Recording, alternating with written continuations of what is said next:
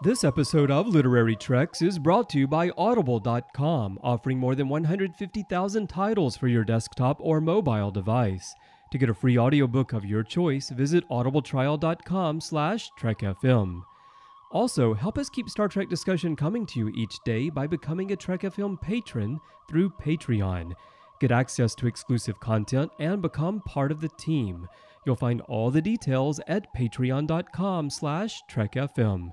That's patreon.com/TrekFM. Hey everyone, I'm Rod Roddenberry, and you're listening to Trek FM.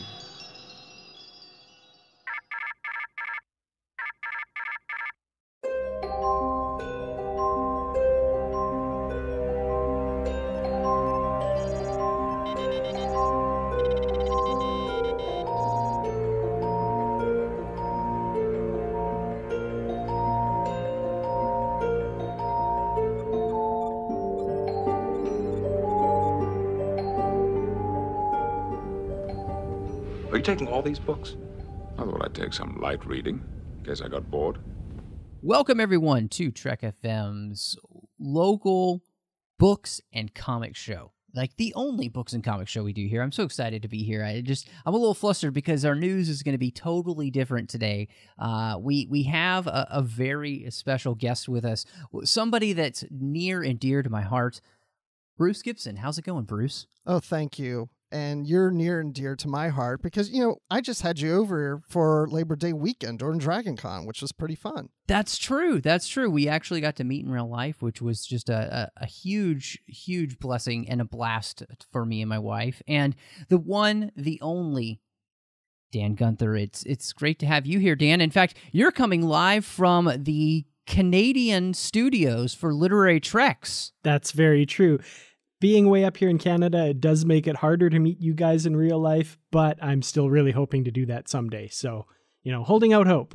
Yep. We'll always have shore leave one day. It's going to happen. Oh, yeah. Here, So, here. well, truly, we do have somebody very special here to join us in news, and that's because he has a massive trilogy coming out very soon. In fact, you may have already seen this book gracing the shelves of your local bookstore and or big box retailer, and that is the man himself, the author, John Jackson Miller. Hey, glad to be here. Welcome. Hey, John, how are you? I am fine. I have been spending the last year and a half in the beta quadrant, and I put a lot of light years on the keyboard here. So the trilogy, the third book, just finally went to bed. The last proofreading go around yesterday, and it's I've written something like a third of a million words in the last 10 months, and I'm delighted to finally actually be done with them and also be able to talk about them.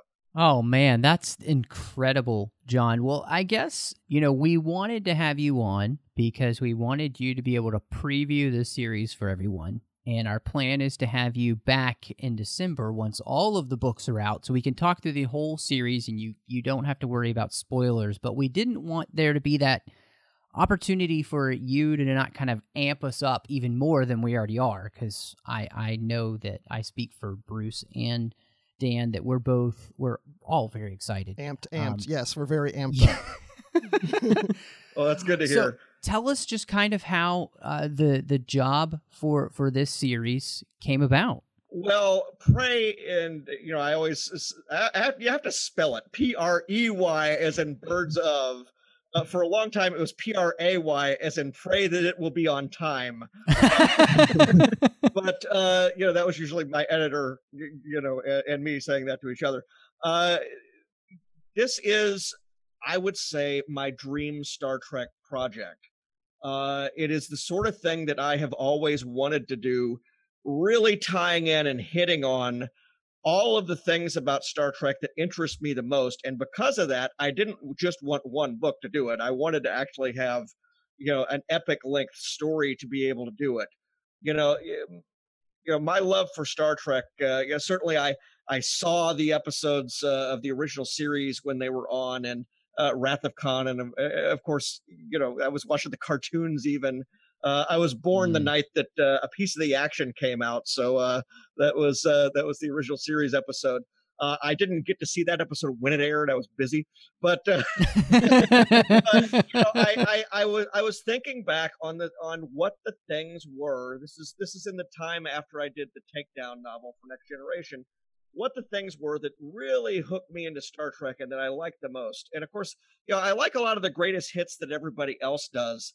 But I look back and I think, I like Star Trek 3 a lot more than probably the average person does, the average Trekker does. I mean, and one of the reasons was it hit us with my favorite starship of just about any, franchise, the Bird of Prey. And we also got some depth and, a sense of who the Klingons were. And so you take that and then you build onto that. Next Generation, when it was airing, I watched every episode when it came out. It didn't catch fire for me, though, until Sins of the Father, until we have the episode where we go to the Klingon homeworld and, we find out about what the politics are, within the Empire. And we learn about discommendation and we have a whole lot of springboards right there that, of course, take us in through the Klingon Civil War and various other things. And of course, that if I wasn't already hooked, that hooked me even further. And I go from college on to grad school where I'm studying Soviet studies. I got the last Soviet studies degree or master's degree I think they offered in this country. I would have gotten a doctorate, but the Soviet Union collapsed on my dissertation.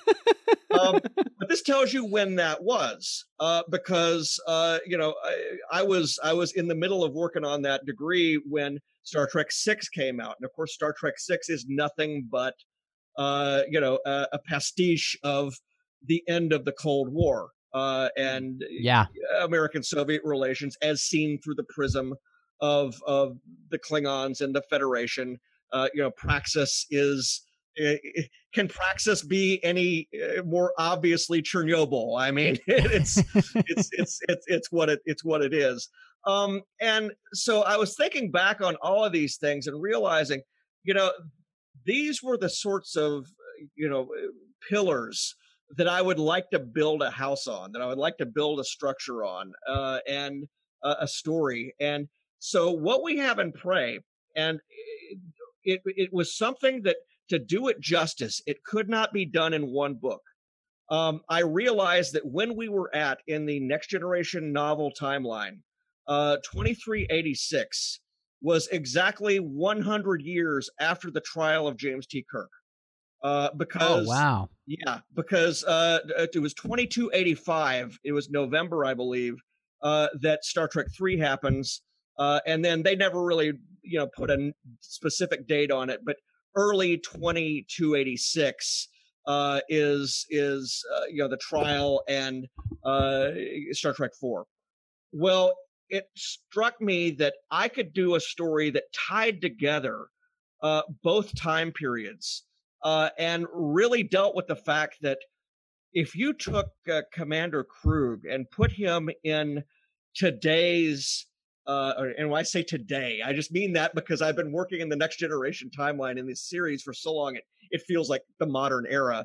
But if you were to transport Krug to Kirk and Picard's era, Riker and Picard's era, what would he think of it?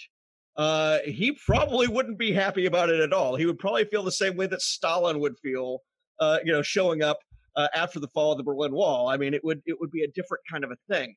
And so what I constructed was using that centennial moment, and there is sort of a celebration that's tied to it, and I'll get into what that is in a few minutes.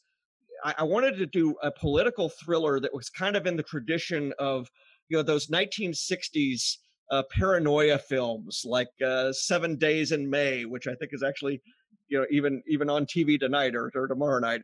It is, as we're recording, where it's always things could be flying apart. These Cold War paranoia movies. Failsafe is another one like that. And certainly all the stuff that I grew up with, all the way up through War Games, where you have this feeling that it just takes one or two incidents for even the most stable relationship to unravel. And that's what I wanted to do with the Klingon alliance with the Federation. This is the point of this story, is not just to come in and wreck the place and put it all back the way it was after it's over. I wanted to present a situation where the Klingons and the Federation have specifically different reactions to something. And it really is incumbent upon the Federation, specifically Riker, who has this new role of admiral. He's sort of the guy who is the fix-it man for the Federation diplomatically these days. I wanted him to face this challenge of, this is something which has happened. It does have a Star Trek VI echo to it, where this is something we may have been a contributing factor to having this incident happen, this series of incidents happen, and we've got to fix it. And we've got to make sure that it gets fixed. But at the same time, we really spend a lot of pages with the Klingons themselves. What I posit in this series is that Krug, now we knew that Krug had a girlfriend. That's right, yeah. But we didn't know anything about him or his family. There were allusions to the House of Krug existing in some of the comics and various other places. Otherwise, we didn't know anything about him or his family or anything else that I was able to find, except that he seems to have one of the prototype birds of prey. The Burrell is the official name of the bounty. And I decided that, well, let's actually say that the House of Krug is an industrial powerhouse within the Klingon Empire, that they are in the forefront of bird of prey construction and design. And let's say that there are some landmines left over from Kirk's day that continue onward into the Next Generation era. One of those landmines is a young man in the time of Star Trek 3, Star Trek 4, a fellow by the name of Korg. Korg at least believes himself or claims to be the heir to Krug. We'll get into why that is and how that is in the book. But this is somebody who wants to see Krug's legacy protected, and certainly Krug would never have gone for what happens on Kittimer, and Krug never, ever would have been for anything that would have happened, years down the line with the Klingons and the Federation. And I'm able to actually use a little bit of the paranoia that was ginned up in Takedown, actually. I was able to bring in one of the Klingon characters, Kirsch, that I had created in Takedown, to sort of be present in the middle of all this. I have made her one of the members of the House of Krug, and this is what's great about this having been a trilogy is, first of all, I knew that this was going to be a series of incidents and reactions and incidents and reactions. I didn't want it to be something that, would be resolved right away. This book series takes place in real time. It is in the sense that these novels are coming out September, October, November. They correspond to February, March, April of 2386. Each novel is in a full month. And so that gave me enough time to really show how the things that happen in the books impact Federation society, impact Klingon society, impact some of the other players that are in the galaxy. And so it's not something that is, one of those things where everything is immediately resolved right away. We're able to hit all these things. The other thing was, because I had this period of the timeline, parceled out, and I had 3 books to do it in. I was able to put all hands on deck. So you asked about crews that might be in this. Well, definitely. Clearly, we have Vale and Titan. which are serving at as the flagship of Riker. And so we have them, but we also have for a specific reason, Picard and Worf are brought into this. So Enterprise comes in, and I won't say exactly when in this series. It's not right at the beginning, but we get Aventine as well, and yes, excellent. We get Dax, and we also get some other people as well. We get a lot of familiar Klingon names will return. We will see Clag. We see a number of other people, and if we're talking about the major characters in the series, well, there's really 3 or 4 villains, or at least antagonists that are working. Some of them at cross purposes to one another. But in addition to Riker, who is trying to work the diplomatic angle on this, in addition to Picard and LaForge, who are trying to work the mystery that's involved here. We also have Tuvok, who is very much involved with trying to resolve. There's several mysteries in this about what is specifically going on. That's another nice thing about 3 books. We have layers here. We have doors that we can open at the end of one book, and then we realize, oh yeah, okay, that's what's really going on, and then we get a different set of doors opening at the end of the second book. There's a lot going on, John. I think you had probably a little too much fun with this. I had a lot, and I tell you, the most fun I had probably was with another character that we haven't really publicized that he's in this. We have a significant role for a guy that we have not seen in a while. Another character from one of my favorite Next Generation episodes. We've got Kahless. And oh, nice. Excellent. Very cool. This is the first use of Kahless that I've been able to find in the literature since a few years ago, when he was sort of retired. He was sent off to a planet to paint pretty pictures in a forest, because there was technically no need for him anymore, because the Klingons had found their honor again. They had found an honorable leader. The Civil War was over. All of this. Of course, that was past when he showed up. But he had previously had, Michael Jan Friedman had written a novel, Kahless, which was half and half for the clone and half for Kahless the Unforgettable. Kahless is pretty important to this story, and if you're looking for a Worf Kahless buddy cop movie, this at least starts out that way. That's awesome. So I had a lot of fun with it. I had resource materials just stacked everywhere. I had my Klingon Bird of Prey owners or operators manual out, so basically every location on this bird of prey, you can find it on the diagram. You can find it. Everything is on the proper deck. And then just for good measure, I went out and I got one of the people with the Klingon Language Institute folks. I believe he teaches Klingon on one of the online services. Nice. A gentleman by the name of Felix Malmenbeck from Sweden.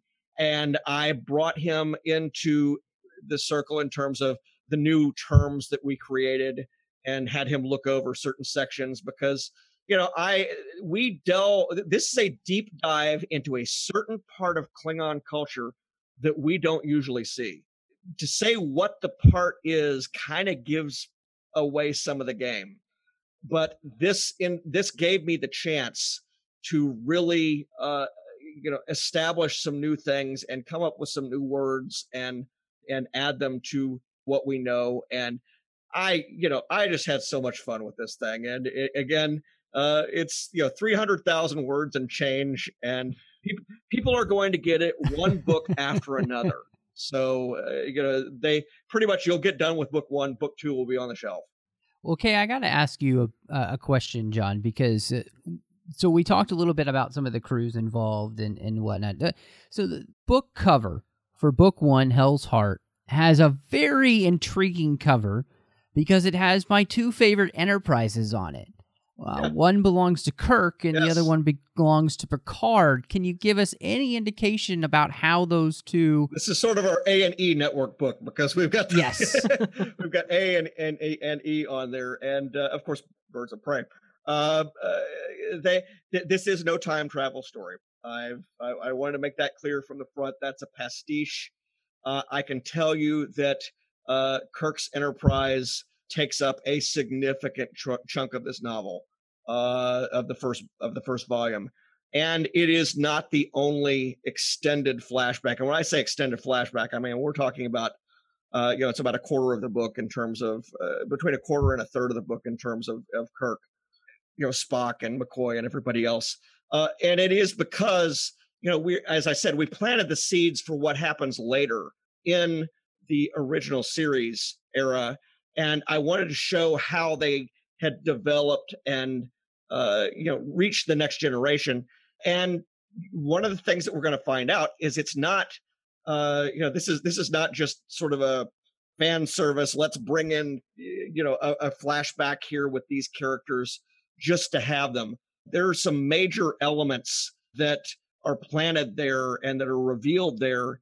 And one of the nice things about Star Trek is that it's possible for characters to live from one time frame to the next.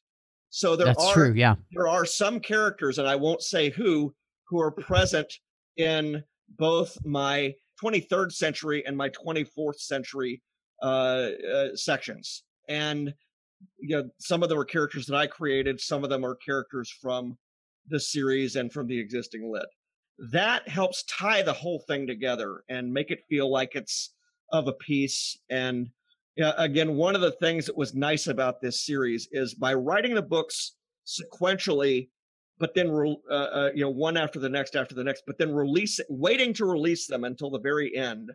That has allowed me to go back and do a lot of work on book one while book three was on my desk. I've actually had periods here this summer where all three books were on my desk at the same time for proofreading or whatever.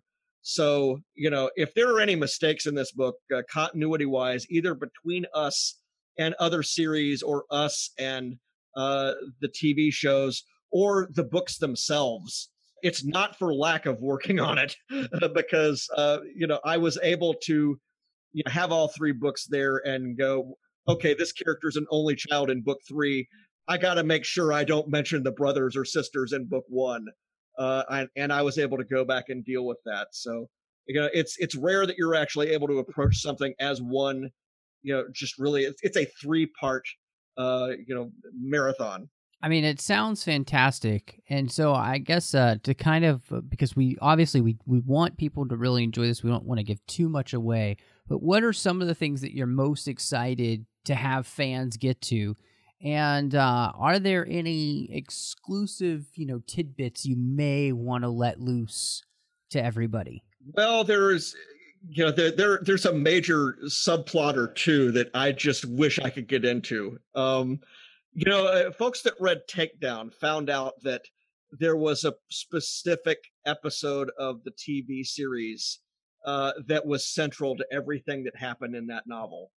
Folks who read the Absent Enemies short story I did for Titan, it was the same thing.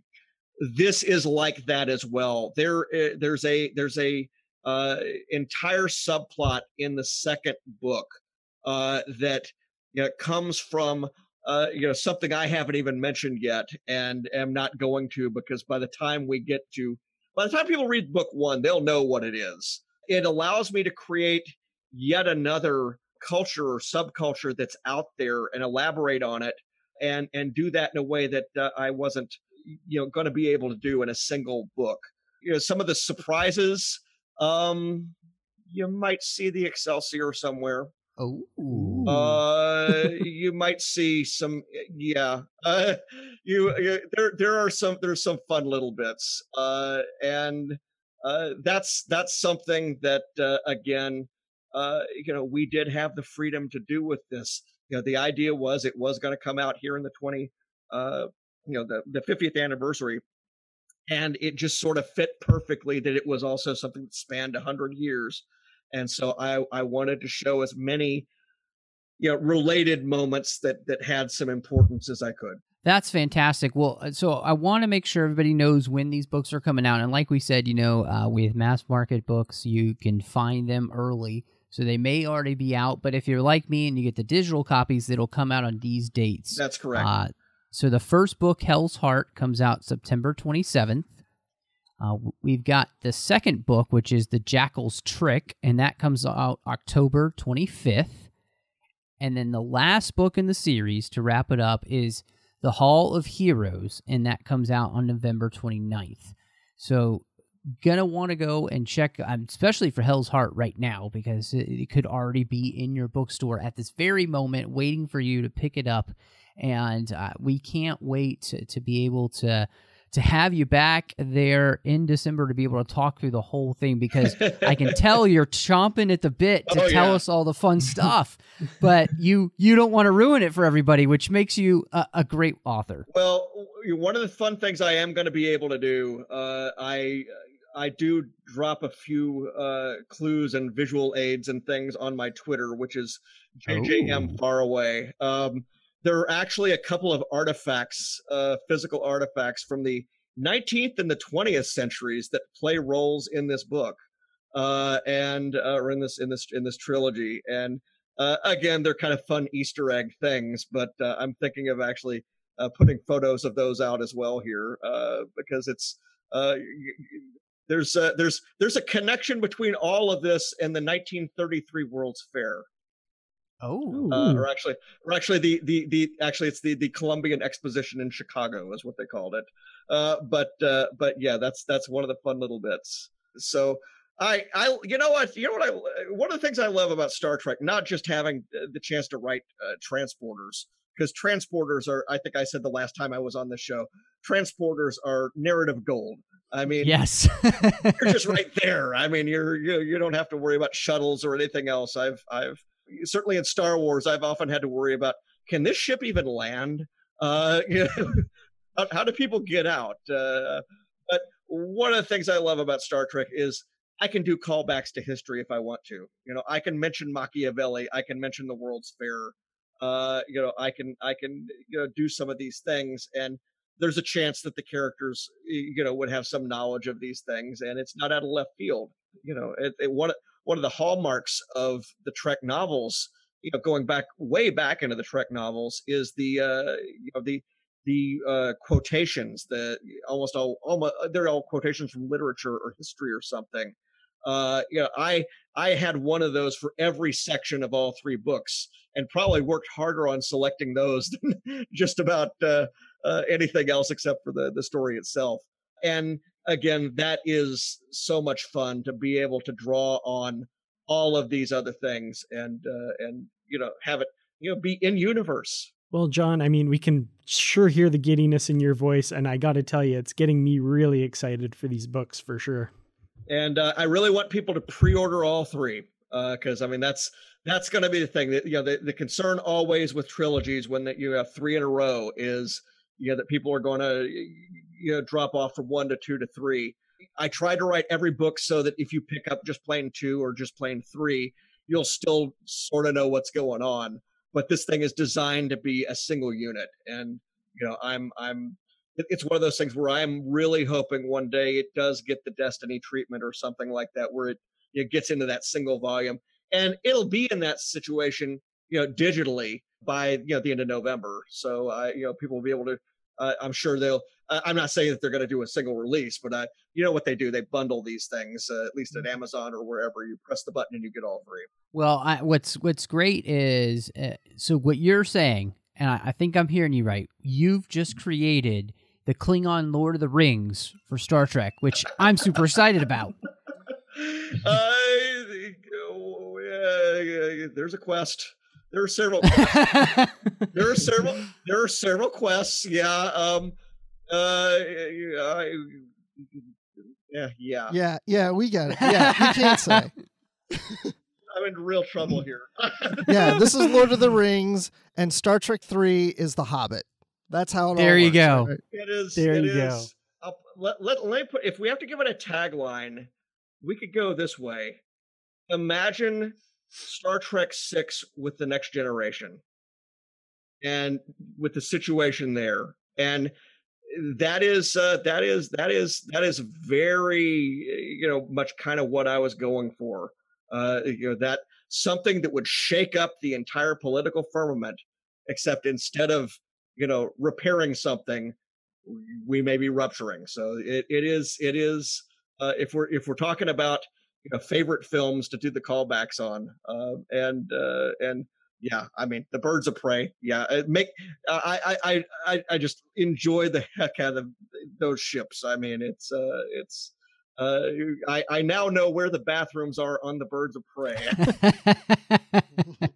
Well, we got you gave out where people can follow you on Twitter, where you've been dropping some great hints. Tell everybody about your website so they can follow you there, because I know you do some great things. You give some great behind the scenes on a lot of your books that you write, and so it's definitely worth everybody knowing where they can find you. Yes, that's farawaypress.com. I have a behind the scenes essay on every book and short story and magazine and everything else that I've ever done, with the exception of Takedown, and I've been holding that one off until probably just the week before Prey comes out. That's going to be a fun one to do because there's just so much fun trivia and everything else in there. And I just saw that the third printing of that book just came out, and I'm delighted about that. And I'm even more delighted by the fact that they went into the third printing and they made sure that that Riker had a trombone rather than a trumpet. I had that glitch in the very beginning because unlike Prey, where I had a good long while to do the proofreading, on that novel, I kept getting the proofreading passes while I was in hotels for conventions. And so it was one of those things where, what's the Wi-Fi like here? I don't know. It's so you're doing the research.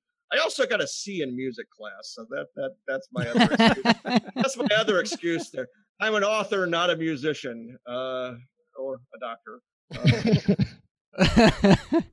Well, this is fun. This is the first time we've ever done this, but we're going to have you continue on with us a little bit as we talk about our last news item that we have this week, which is when there's a couple of things that go with this. So we're going to talk about the first part, and then we'll talk about the second part on top of what this adds to the storyline. But one of the things that we learned from Star Trek Mission New York was that Kirsten Beyer, who is one of the Star Trek authors, working on Discovery, we knew, but she is going to be the liaison for the new Star Trek Discovery novels as well as a comic series, which I love that they're weaving all this together, and I'm hoping that this just works really well. I'm very excited. Love Kirsten, everything she does. So the fact that she's involved with this, my mind was kind of blown when I saw this news. Yeah, this is really incredible news. Kirsten Beyer, of course, incredibly talented as a writer. And yeah, I have full confidence that she's going to really be able to bring these two aspects of Discovery together. And it's really cool that the show is getting tied so closely to the secondary media, like the books and the comics as well. Like, I don't think we've seen this kind of close working together between those two parts of Star Trek before. Yeah, so we have David Mack working on the novel, and we have Mike Johnson working on the comic series, and these all coincide with the TV show all at the same time in May of 2017. Since that's Discovery right, has Bruce. been You delayed. learned something new today, didn't you? I learned this. I didn't know because I was fixing a garage door when the news came out. So you guys told me about it before the show. So I'm kind of getting over it. I'm okay with the delay because I think these novels that John was talking about are going to satisfy me for a while. That large hole in the wall behind you, we'll just ignore that. That was an isolated incident. You're over that now. I can patch it up. But I will say that if these novels are being directed or being oversaw by Kirsten Beyer, it's also the question's going to come out from a lot of people. Does this mean that these are canon since they're associated closely with the show? Are they semi-canon? So there's debate that's going to happen there when those come out. Well, this is something I may have something specific to, refer to, because I have the same experience coming from Star Wars. First of all, we're all really envious of Kristen, and it's so great that she's involved with this thing. For so many years, and of course Trek fans certainly know this, but the tie-in novels and tie-in comics were a licensing afterthought. I mean, they never had any bearing on the property. No one would have ever imagined that anything that would happen in the comics or in the novels would be reflected in a cartoon or a TV show or something like that one day, much less a movie. And usually there was not much byplay coming from the movies and the TV shows themselves either, because the production schedules that they worked on, things are always in motion. You might have an adaptation come out of something, but they weren't really able to set you up with anything several months in advance or a year in advance or anything like that. What they did with the Lucasfilm Story Group, and this began with my novel A New Dawn, which was designed to be a lead-in to the Rebels TV series. The story group is actually a group of people where there's somebody there representing the films, somebody representing the TV shows, somebody there representing who is at least familiar with the literature and the novels and the comics and the games and everything else. And the whole idea is to make the content go two ways. So, for example, I was given the story Bible of the entire first season of Rebels, and the executive producers told me, okay, here's all these things that you can drop. Here's all these, things, who the main character's Jedi master really was, stuff that was not going to be revealed for a while yet. And so they were able to push stuff towards me, but at the same time, because they're aware of what I'm doing, and it is considered canon, the characters that have been in our novels have now, one of my characters has shown up in the Marvel comics, has shown up in many of the other novels. And now, in the case of Thrawn, who is coming back in a novel by Timothy Zahn, Thrawn is one of the major heavies for the third season of the TV show, Rebels. So, and who knows what else we'll do. It is clear to me that other franchises, and I don't know anything specific about Star Trek, but it is clear that that sort of changes the game to a degree, gives some inspiration to some other people maybe to knit these things together a little bit better than they might have been in the past. Because that's what fans want. They want it to all connect. Exactly. And we want it to work too. I mean, it's never good when you write a great novel and it gets overwritten, or it gets, something happens continuity wise that blows it up. The story still exists. And, I've had to talk a lot of Star Wars fans off ledges because we sort of did do this, not exactly a reboot, but we just declared that canon starts here with this particular novel. But with Star Trek, all of the authors already, look at all the other, current novels as being canon for our purposes. There are all sorts of other, Star Trek stories that Prey ties into other novels that are out there, including some that are in that pre-Destiny era that, exactly how should you consider those? I consider those to be cool novels, and I bring them in. Kahless, there are callbacks to the Kahless novel, and that's late 90s. We are already obeying everything that's on Memory Alpha and Memory Beta. It's not that hard necessarily to construct something similar going back the other direction.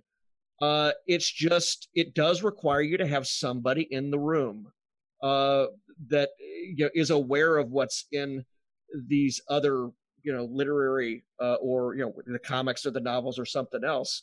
It is possible to do this sort of thing. It's just, some of the things that make it complicated are that, the time frames on which you produce a TV show and the time frames on which you produce a novel or a comic book are very much different. And yeah, that's true. you can have something in an ebook that reflects today's episode that you just saw if you wanted to, and it's out there that fast. If there's somebody available to edit it, and it's able to be run by the licensor and everything, that can be done very quickly. But what has always been the problem in the past is that, and here I'm talking specifically in terms of Star Wars, is when the Clone Wars cartoon came out, they were generating stories for that weekly, and they were coming out so fast that it was actually hitting a lot of the related novels that were coming out, and actually kind of there was a situation where one author just dropped out of a book project because there was so much stuff coming out. It was not really negotiable, wasn't able to do that. But if you got somebody that's actually in the story room, then before the novels are conceived, even they know what's safe to go near.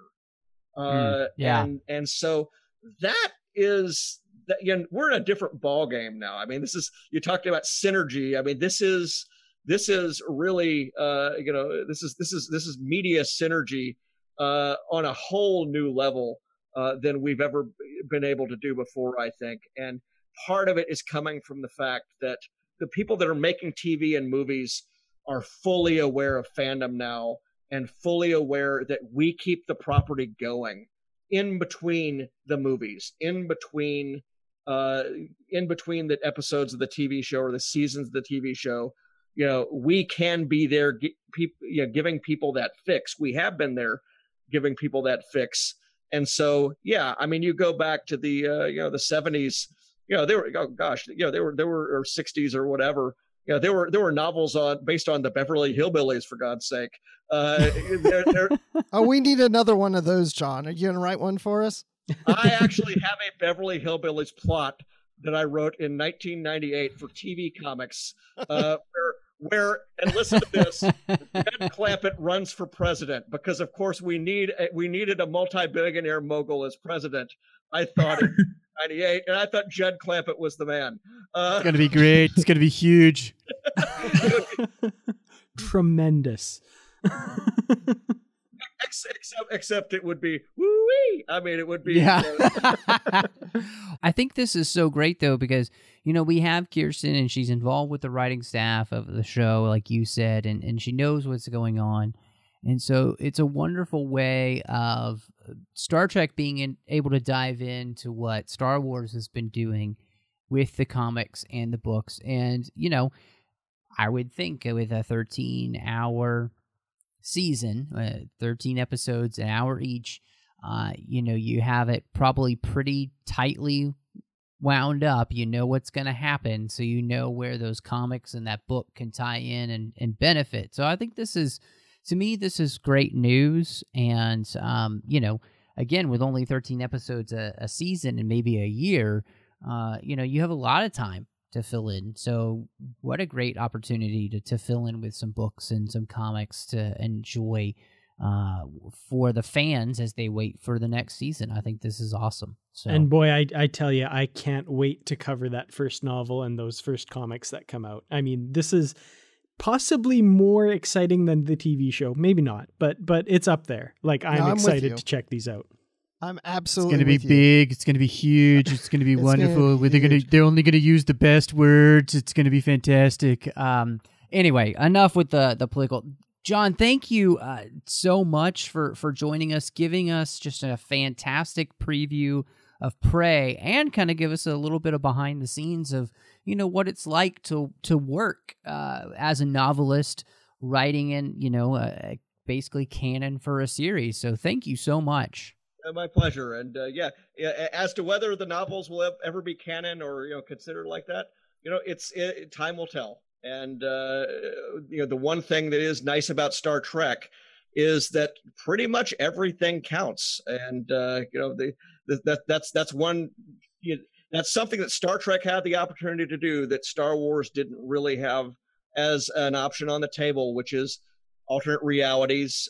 We have the mirror universe. Star Trek, that's actually built in the whole concept. That you can do something like that, and so you can have parallel timelines going on.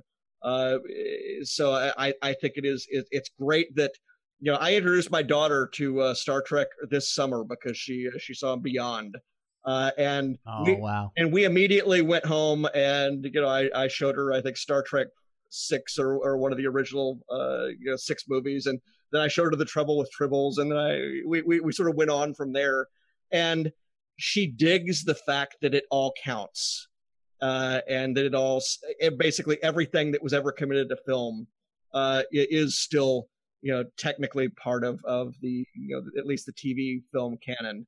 And there was nothing ever out there like a Star Trek holiday special that is on an island that doesn't count. Well, thank you so much, and we will definitely look forward to having you back in December to talk about the entire Prey trilogy. Sure thing. I appreciate it. Guys, it was so much fun getting to talk to John, and before that we've had so much packed into this episode, so before we do that, I just want to remind everybody, of course, that Literary Treks is a part of the Trek.fm network here, and you can find all of our shows at itunes.com/Trek.fm. We're a feature provider there. Of course, we're all over the place, like Google Play Podcasts, Stitcher, TuneIn, all of that kind of stuff. You can find us, but best place really is iTunes. And while you're there, hit us up with a star rating and review. Really helps. Of course, you can leave us a voicemail. You go to speakpipe.com/TrekFM. You can send us an email. Go to Trek.fm/contact and choose a show. Choose Literary Treks, and that'll come to all of us. Of course, we're on Facebook at facebook.com/TrekFM. And we also have the Babel Conference, which is the listeners-only discussion group, and that's a place you want to plug into because you get to talk with all the fans of Trek FM about all of our different shows. Type Babel into the search field on Facebook, or click discussion on the website at Trek.fm. And then last but not least, a really cool thing we have for Literary Treks is on Goodreads. And of course, we're a books and comics show, so you can go to Goodreads. You can become part of our Goodreads group, Literary Treks. We've got all the books and the comics that we've done on the show on our bookshelves. You can see what we've covered, as well as have great discussions with the rest of the fans of the show, talking about the different books you're reading and all of that. So, guys, without further ado, what do you think we jump into the feature? Maybe talk a little to brave the storm. Let's do it. If we have to, I guess. Okay, guys, so we're back, and we're going to talk about To Brave the Storm. And as we had mentioned when we covered the first Romulan War book, this was supposed to be a trilogy, and Michael Martin got that cut down on him. So there were only 2 books. And it's really interesting. This book, therefore, has to cover 5 years. Whereas the first book covered only 1 year. And so I want to ask you just right up front, let's just get to the meat of the conversation. Does this book give you enough to cover that time? I mean, and this is the Romulan War. I mean, I think it's like the holy grail of things that fans, I guess, maybe even still want to know about. What do you think? Yeah, this is one of the things that this book really suffers from, is having to cram so much in between the front and back cover. It jumps around like crazy. And I feel like, and you kind of hit the nail on the head there. This is the Romulan War. This is something that is referenced many, many, many times throughout Star Trek through the original series. The Battle of Sharon is mentioned in The Next Generation. Like, this is big. And as much as I hate to say it, I feel like it doesn't get the service that it requires in this book simply because so much is packed in here and it's rushed. For me, even something like the final forming of the Federation could be a novel on its own. And even that's just kind of tacked onto the end of this book because, Michael Martin has to cover so much here. And by the end of the novel, I'm really feeling like my head's been whipped around by how fast this plot has gone by. I don't know, Bruce, what do you think about that? the Romulan War books, there's 2, at least by title, but really there's more than that, because the Romulan War is getting set up in the Kobayashi Maru book, and also in The Good That Men Do. A lot of this is set up. So when you look at those books and how things are set up and how the story is progressing, you're expecting that once you hit this book, it's going to be similar to that. And this book would work a lot better to me if this period of time was just 1 year. If this story took place in the first year of the Romulan War, and then at the end of this book, we go into what happens next with the war, like phase 2 of the war.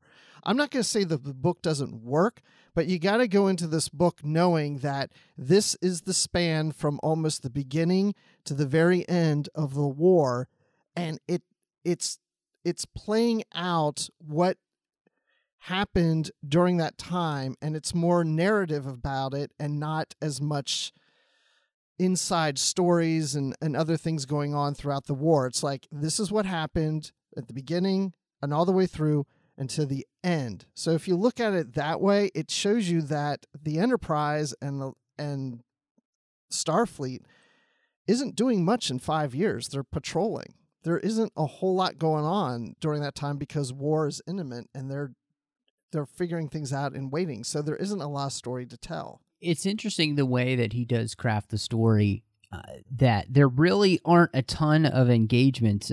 Both factions, Earth and Romulus, are dealing with other things while this is happening. So Earth has had war declared on it by Romulus, and yet Romulus is having to deal with so many things, behind its borders, that it's struggling to actually fight a war with Earth, and Earth is struggling to fight a war with Romulus because their ships can just be telecaptured, so they have to be so careful. So there's this real, almost Cold War feel to what's happening. I mean, it's a little bit more active than we could call it the Lukewarm War, I think, because that's really how it feels. I mean, other than the Romulans destroying a few more planets by sending down, ginormous fiery missiles that, destroy a planet like they did Corridon, Glandencore, a few others that I think they do end up doing it to like 3 or 4 planets by the end. Like you said, Bruce, really what this book is the Enterprise and Captain Archer regaining their good name through some good actions. And he takes inspiration, Archer does, from Hornblower and the Hotspur, in which Hornblower is the captain of a ship in the Napoleonic Wars and doesn't have the resources to be fighting the war. So what he does is start being altruistic towards everyone, helping everyone. And that builds up basically an intelligence force, because, well, when you're nice to people, they tend to want to be nice back. And so, Archer's golden ruling it out there, and people continue to reciprocate, and they're able to get information and help that they wouldn't have gotten otherwise. And he's able to do this not just with like random people he meets, but the Vulcans. Sects of the Vulcans, the Andorians, and the Klingons end up helping him because of what he does. And so I thought that was the most interesting and well done part of the book, and it takes a lot of time throughout the story. Well, that's what I was going to say, because what you just said of them helping out, that doesn't happen until you really get to the end of the book. And so the rest of the book is just Archer and his crew hoping that by being nice and helping others, that some of these planets and these races will come through, and we're still waiting, and nope, we'll try again. And really, when he gives up all hope, at the end, now they all show up. So I'm with you. I like that, but it did take the span of the book. Mm-hmm. Yeah, it was definitely something that I think in some ways we kind of really feel the drawn out nature of that through reading it. Like the way it's set up, it kind of does feel like this futile thing that Archer and his crew are going through that ultimately does pay off in the end. One thing about the kind of strange pacing of this book, and I'm wondering if it's because the seams are kind of showing because, it had to be, smushed together into one book kind of thing. Did you guys notice a lot of times there would be kind of something being set up, and then the next chapter we'd get like the aftermath of it without actually seeing the event? I noticed a few times there were like, it was like a Chuck Wendig book that I'm thinking of. Oh, let's not go there. Anyway. Yeah, no, exactly, because I think one of them is T'Pol's going to go back to Vulcan and basically find herself, and then we get to T'Pol, she's already found herself, or did she actually do that? Or there were several things in there where I was expecting, this is going to be an interesting story, and we jump ahead and it's already resolved. Yeah, I remember that specifically. T'Pol, she's back on the Enterprise.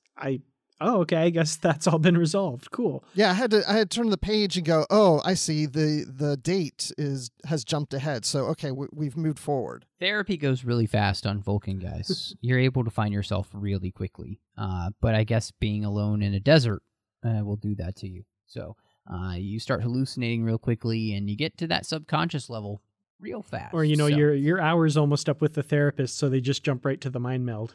You're fine now. That's right. There you go. There you go. I think the thing about this book is this. It's not bad. It's just not great. And that's the problem. Everybody wanted great for this series. And that's the problem, is it just kind of ends up being mediocre. I don't really think that that's Michael Martin's fault. I think that's because he's legitimately trying to squeeze 5 years worth of events into one book, whereas we saw the length and the size of the last book, which was in a trade paperback.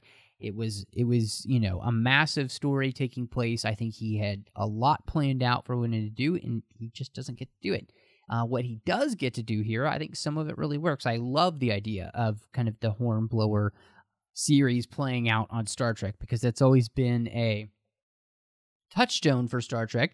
Gene Roddenberry told Patrick Stewart to read those books as motivation and kind of headspace knowledge for him being Picard. So it's very much a part of Star Trek. So I like that. So I'll save my thoughts on some things for later. But so Mayweather returns to the Enterprise. That's another big return to the Enterprise. And, how did you feel like that played out? Because to me, that was also something where it was like, oh, well, I guess I owe this guy an apology. And I was like, well, duh. You said big return. It's not a big return. He's just returned. No, it should have been a big return. It could have been, but he just decides that it's time to go back. And I was really interested to see what would happen once he came aboard that ship. What does he say to Archer? And instead, it's like what we were talking about earlier, right, Dan, about T'Pol. It's like all of a sudden, he's there, and everybody's fine and happy. And Archer's almost like winking at him, like, glad to have you here, Travis. Yeah. Did they steal the Voyager reset button? The big red reset button? Because that's kind of what it feels like. Yeah. Kirsten Beyer thought she hid that thing real good, but it got found, darn it. But yeah, no. And the setup for the Mayweather thing, all we get are, maybe 2 lines between him and Gannett Brooks. Like, oh, maybe I was unfair. Maybe I should rethink my thing. And then, yeah, he's back on the Enterprise. He and Archer exchange kind of a knowing look. And that's all we get from that story. And again, I feel the frustration. I understand Michael Martin probably had a whole subplot planned for this and just couldn't do it. And this was kind of all that could be salvaged there. But it really falls flat. And I feel bad for saying that, because I understand the limitations, but oh man, when you read all that setup going back 2 novels to Kobayashi Maru, all through Beneath the Raptor's Wing, and then that's how it gets resolved in this book.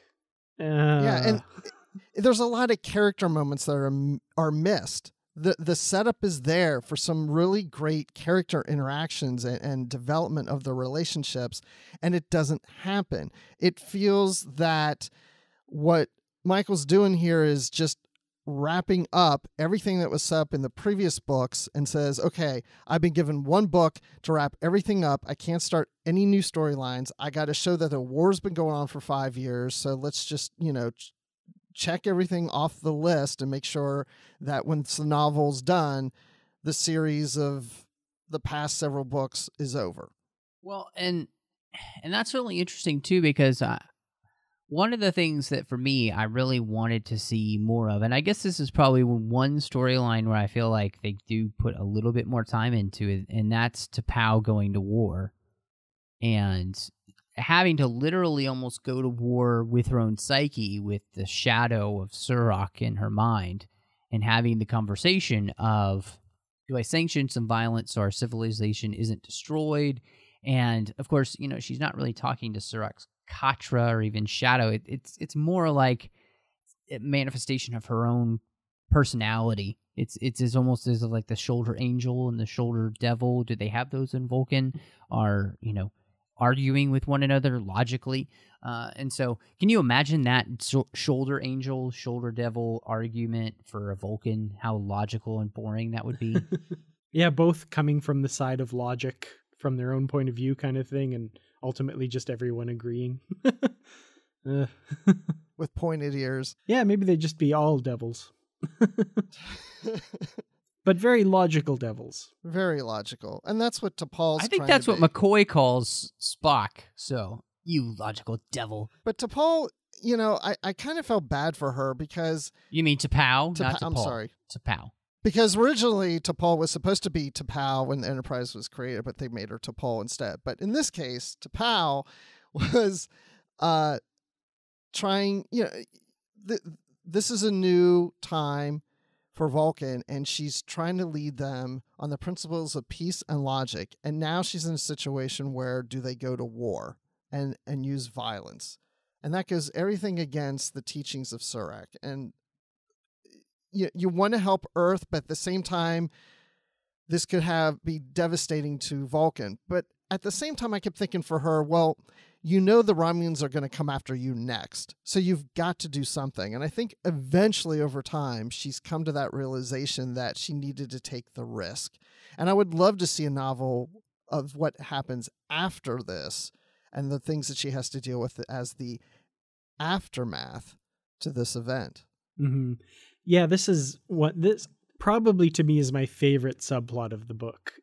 Because it kind of actually seems to be about something. Like, it's not just giving us a quick overview of what's happening and moving on to the next thing. There's actually a few places where the author takes the time to kind of contemplate on this question of, logic versus complete pacifism, and, what is the logical choice and that sort of thing. And I really appreciate that. I feel like he probably had to, fight to take some stuff out to create the page space to be able to do that. So that part is definitely appreciated.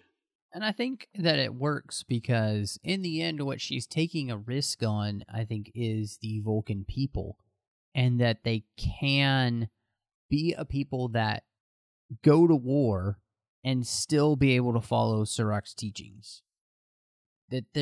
That's not a logical fallacy, and in the end, I think pacifism just doesn't work, and T'Pau comes face to face with that idea that, it's either annihilation as a people, or we are going to have to allow ourselves to be part of some violence. And can we be okay with that? And can the Vulcan people survive that? And putting her faith, and it sounds weird to say for a Vulcan, but putting her faith and trust in the Vulcan people to be able to handle that. And obviously they do, because they move forward, and many of them continue to join Starfleet and be a part of that organization that, we see them do violence. And so they obviously are able to come to grips with it, but it was interesting to see that struggle for her and her make the right decision, I think, in the end, to be able to save Earth and what will become the Federation. And so it was interesting as well, I think, because we kept having, her talk to Archer or to Paul or those kind of things, and oh my gosh, they keep having the same conversation. But in the end, I feel like they had their effect too, like, so that none of those scenes had been, worthless or anything. So I felt like this is the one part of the story where maybe there's the most cohesion and resolution that really feels, I guess in some ways, like, okay, I got that part of the story. Like, I actually feel like I got more than half of that part of the story. Right, absolutely. Yeah, it's not quite as whiplash inducing as some of the other parts of the story. Right. Well, Bruce, so you put on here that this idea of like slow motion. Explain what you mean about that. Well, what I mean is... Oh, wait, that's slow. That's too slow. In the book, so Trip is on this Romulan scout ship, and if I remember correctly, they have basically engine problems. They can't move very fast. And so he puts them into a warp 1 slow motion time place where he slows down time within the ship.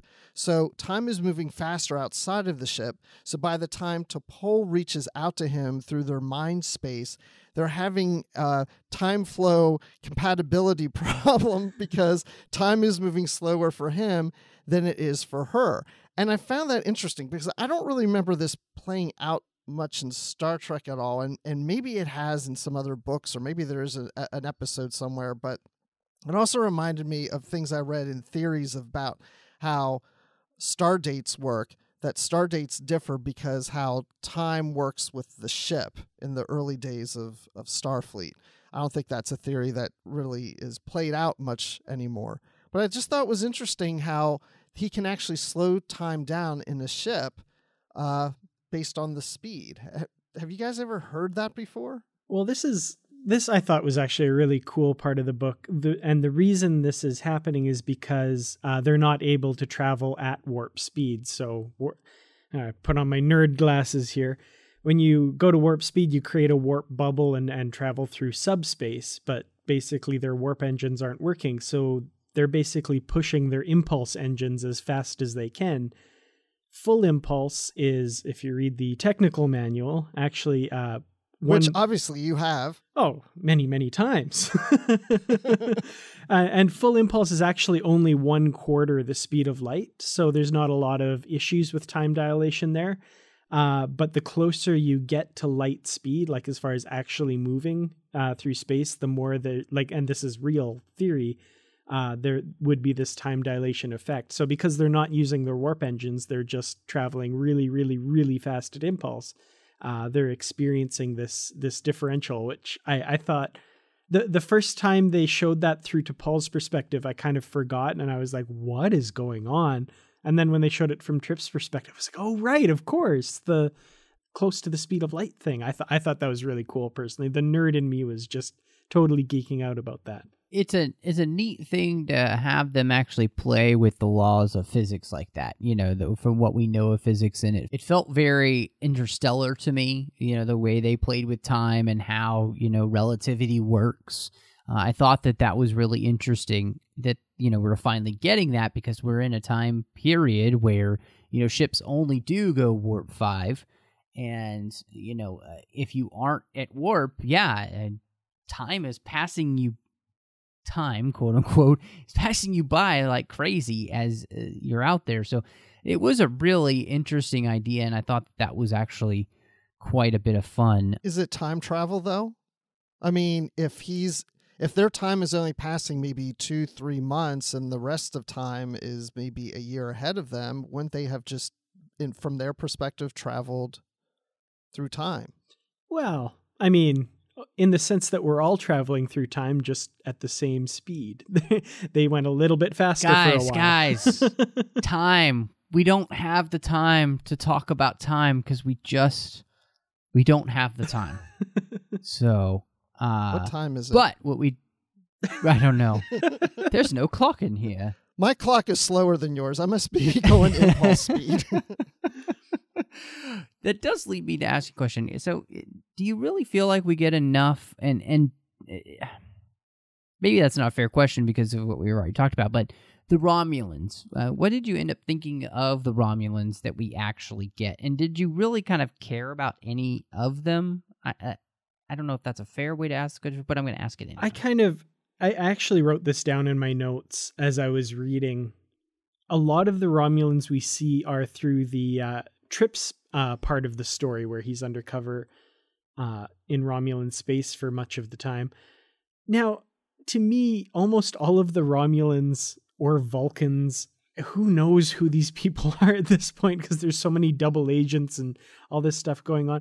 A lot of them felt like Bond caricatures at times. Like, you've got Vulcan Captain Sopek / Romulan name I'm not going to try and pronounce, who just keeps turning up even though you think he's dead, and he's, Valdor's got some dastardly plan that he's twirling his mustache about. I had a hard time taking a lot of these characters seriously because they just feel like caricatures most of the time. I don't get a sense of who they are. Valdor a little bit, I guess, but other than that, these guys, I'm not feeling it with them. I don't know a lot about them other than their mwahaha plans half the time. That's exactly how I felt too. But like you were saying, it almost is like a soap opera because you have, Terex, who is Romulan, but he is convinced that he's a Vulcan who is a Romulan spy, but then he realizes that he remembers that he really is Romulan. And at the same time, there's this agent I'm going to try this. I'm actually going to try this name. Agent Talista, who is a Romulan who, Trip figures out that she is Vulcan, but she never really admits it that she's Vulcan. But remember, she figured out that Trip really isn't a Romulan. He's a Vulcan, but not really Vulcan. He's really a human impersonating himself as a Vulcan who's trying to be a Romulan. I'm just a dude pretending to be another dude playing another dude. And that's exactly what Trip said. Just like that, too. But if he's a Vulcan and then he's a Romulan and then he's, oh my, I've gone cross-eyed. Oh, gosh. No, I'm right there with you guys because I feel the same way. A lot of the Romulan characters did feel like there was just too much going on and not enough space to explain really what's happening. And a lot of the stories get truncated and cut short. So, yeah, it's a little frustrating. So, I think you guys know I'm going to bring this up. The very end of the book. What do you think about that revelation? And does it work for you about Trip and T'Pol and their family? I do love, I've mentioned before on this podcast, I like the mushy, happy, sappy stuff. I like that Trip and T'Pol seem to get their happily ever after in kind of pretty much the only way that is possible given what's been established both on the television show and in previous novels. It's too bad that Trip has to remain this, secret of Ambassador T'Pol's, but it's really the only way that it can play out, unfortunately. I guess he's the gardener / shrug. Like, oh man, the Vulcan soap operas. He's the baby daddy.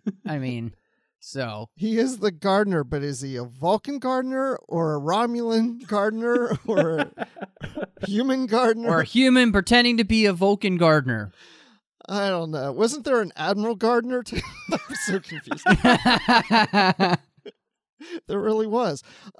Yeah, I like the happy ending too. Especially, when Enterprise, the TV series, ended with Trip dying. Now we know he's alive and he's happily, I don't know if he's married, but happily with T'Pol with a family. So it's all good. And of course, the current line of Enterprise novels that are out are taking place before this event happened. So we know Trip's not going to die anytime soon. So actually, I think we know that Trip doesn't die for quite a while. I think that was... Actually, he's at the laying of the keel of the original Enterprise that we think of with Kirk. Well, it would be Robert April at that point. But anyway, that's a whole other canon conversation. No, I I remember reading this, and, you know, obviously he had been brought back in The Good That Men Do. And to have this book end with that, if anything else, that gave this book a whole star to its rating, just because Trip and T'Pol finally got to be together after all of the Vulcan poodoo that they had to go through, which just the insanity of it. And so, you know, I could not have been more happy with that part of the book. And I thought it was really interesting the way in which, you know, Trip is kind of the hero of, I mean, he legitimately saves Earth. Without him, Earth would and the Charon battle would not have turned out the way it did. So it was really nice that is very important for Trip to be where he was and doing what he was doing. And so then to allow that to wrap up in a nice bow, I'm totally okay with it.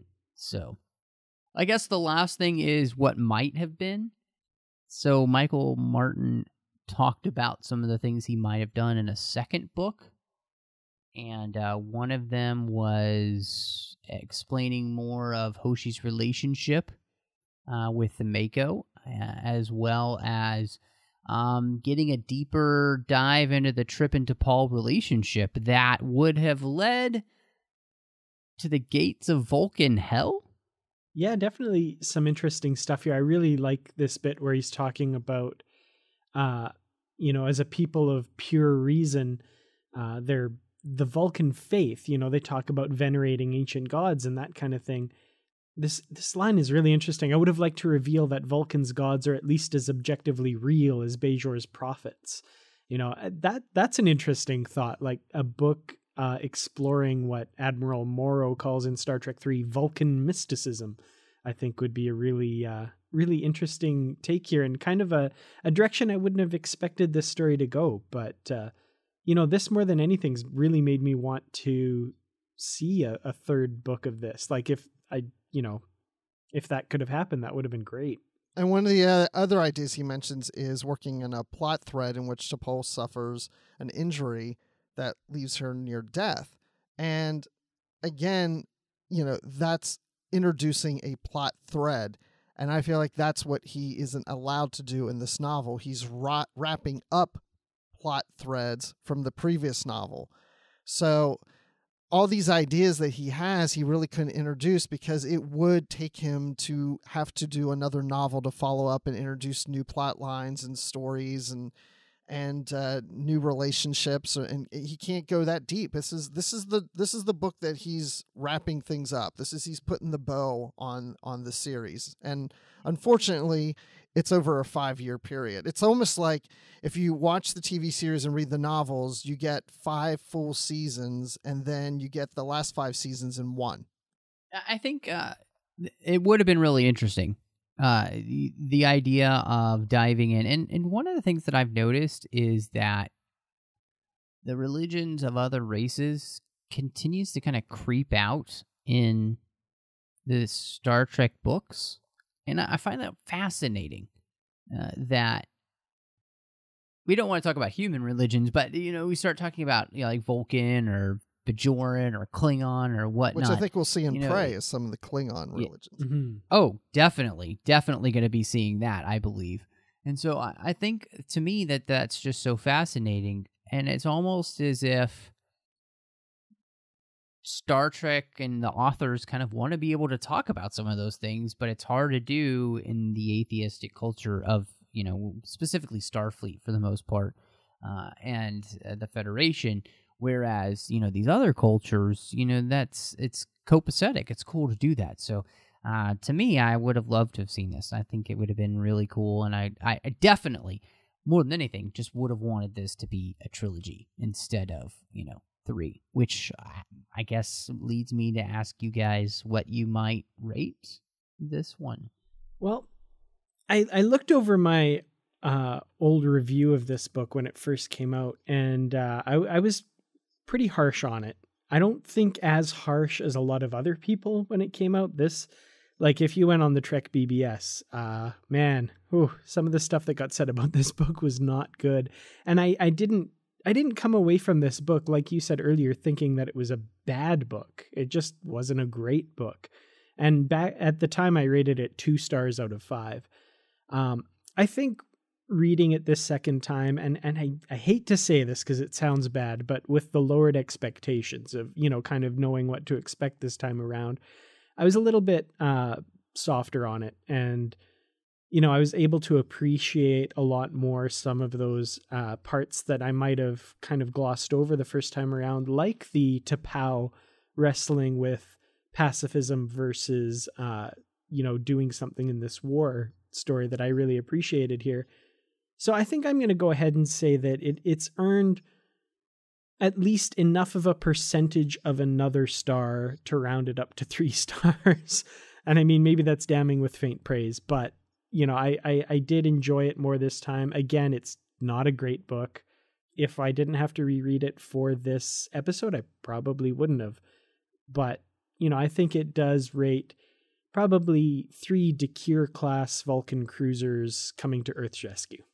The thing about reviewing books is I tend to point out the things I don't like. It's sometimes easier to say that I don't like something than to go on about all the things that I do like, because maybe talking about what I do like sounds a bit boring. I don't know.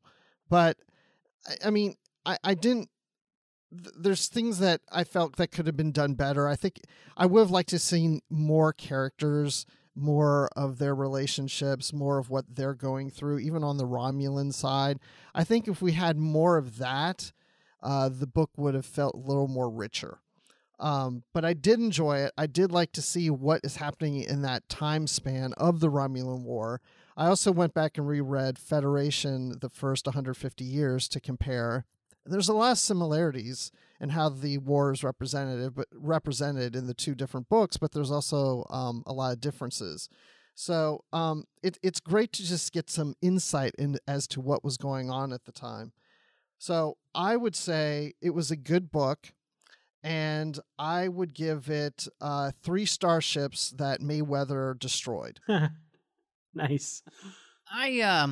I'm with you guys in the sense that, rereading this, I probably would not have gone back and reread this, but I'm glad that I did, because I do feel like I came away with a little bit better appreciation with some of the things that it did. And it's not perfect, but it is rated a dude playing a dude just pretending to be another dude, which, if you're doing your math correctly, is 3 dudes. So, yeah, not bad. Well, I think judging based on our ratings anyway, we've come to a pretty clear consensus about To Brave the Storm. Not a great book, but not quite as bad as some parts of the internet would have you believe. It's not quite bad.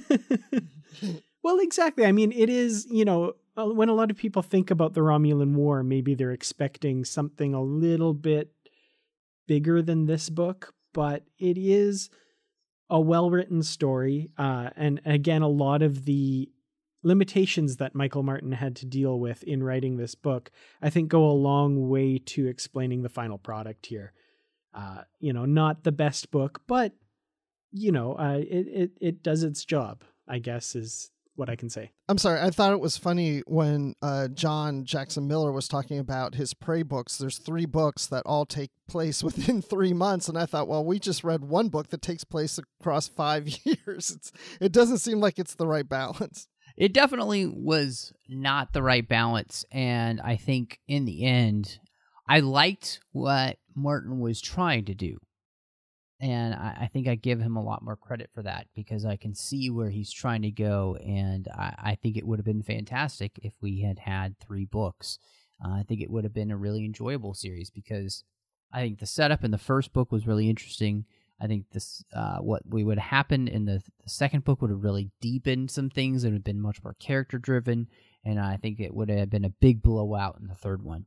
And so it could just been great. But, whether it's good or bad or somewhere in between, we've got a great associate producers here on the show that let us do this. We've got a guy named Ken Tripp, Brandon Shea Matulla, another one named Bruce Gibson, and a fantastic guy named Norman Lau, and they all make this show possible through Patreon.